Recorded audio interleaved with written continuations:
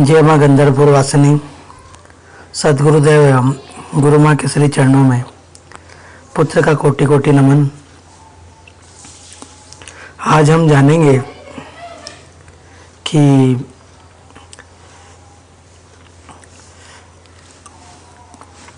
धन लाभ हो उसके लिए हमें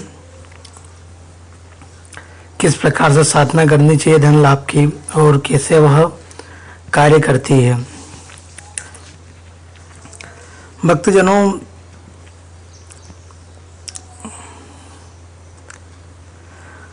आपको सबसे पहले यह समझने की जरूरत है अगर आप दिन के 8-10 घंटे मेहनत करने के बाद भी दिन के सिर्फ 500 से 700 रुपये कमा रहे हो तो आपको सिद्धि करने के बारे में नहीं सोचना, क्योंकि एकदम से 50,000 1 लाख कमाने के जैसे बड़े सपने देखने चाहिए। आपको कोशिश करनी चाहिए कि आप दिन के जो 500 से 700 कमा रहे हो उसको 1000 से 1200 तक ले जाएं। जितना प्रैक्टिकल हो कर रियलिटी के साथ चलोगे उतना ही आपके लिए अच्छा रहेगा। इसके लिए आपको किसी धन लाभ देने वाले मंत्र की साधना करने चाहिए। आप अपने इष्ट की साधना भी कर सकते हैं, लेकिन सबसे बेस्ट रहेगा कि आप माँ लक्ष्मी की साधना करें। पहले 1 हफ्ते या आप 10 माला जाप करके देखें, आपकी आमदनी बढ़ी। यदि नहीं तो मंत्र जाप को बढ़ाकर 10 से 20 कर दे। फिर 1 हफ्ता देखें, यदि फिर ना बढ़े तो 20 से 30 माला कर दे। ऐसा करते करते आपको पता चल जाएगा अगर आपको दिन में 2 से 3 हज़ार कमाने हैं उसके लिए आपको कितना मंत्र जाप करना पड़ेगा। जब आपको पता चल जाए तो इसको लंबे समय तक करते रहिए जब तक आपकी जेब में अच्छा खासा पैसा ना जुड़ जाए। उसके बाद सिद्धि करने के बारे में सोचिए। जो दुकानदार है और सेल्स में काम करते हैं उनके लिए इस तरह का उपाय करना अति लाभदायक रहता है, क्योंकि उनके पास प्रतिदिन धन आ सकता है। जो नौकरी करते हैं लेकिन उनका प्रमोशन नहीं हो रहा है तो उन्हें पहले धन लाभ मंत्र का अच्छी संख्या में जाप करना चाहिए, उसे जागृत कर लेना चाहिए। उसके बाद जब वो प्रमोशन के लिए ट्राई करे तो उन्हें सफलता मिल जाएगी। समय के हिसाब से सब कुछ होता है। अगर ग्रह नक्षत्र अच्छे हैं, उस वक्त शुभ ग्रहों की दिशा चल रही है तो 10 माला मंत्र जाप में ही दिन के 10,000 भी कमा सकते हो।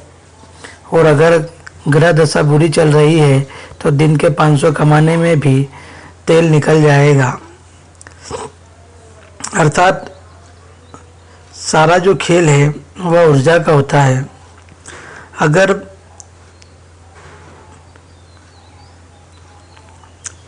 नकारात्मक ऊर्जा आपके घर में विद्यमान है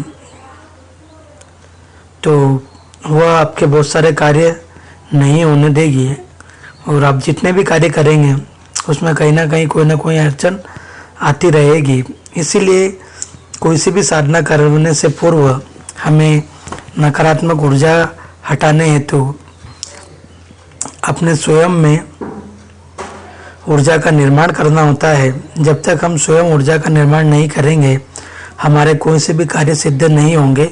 यही करवा सकते हैं, चाहे आप किसी से शक्तिपात करवा ले या कुछ भी करवा ले, आपको स्वयं की ऊर्जा बनानी होगी। जिस प्रकार हम स्वयं भोजन करते हैं तो हमारा पेट भरता है, ठीक उसी प्रकार साधना के मार्ग पर चलकर हमें स्वयं ही अपनी ऊर्जा का निर्माण करना होगा।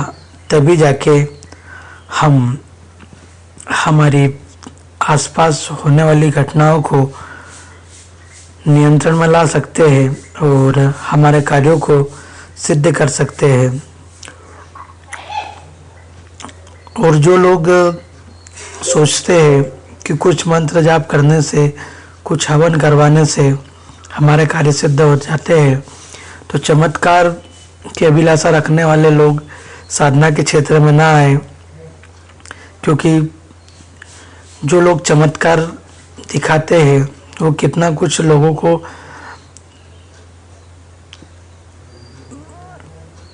रिटर्न देते हैं, ये भली बात उनको तब ज्ञात होता है जब वह बुरी तरीके से उस चक्रव्यूह में फंस जाते हैं।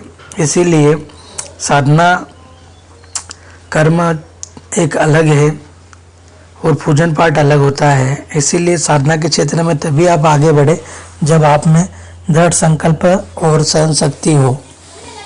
अगर आप जगह जगह पूजन पाठ करवा कर परेशान हो चुके हैं और आपकी स्थिति जैसी पहले थी वैसी की वैसी अभी है, तो आप माँ के दिव्य दरबार में संपर्क करें।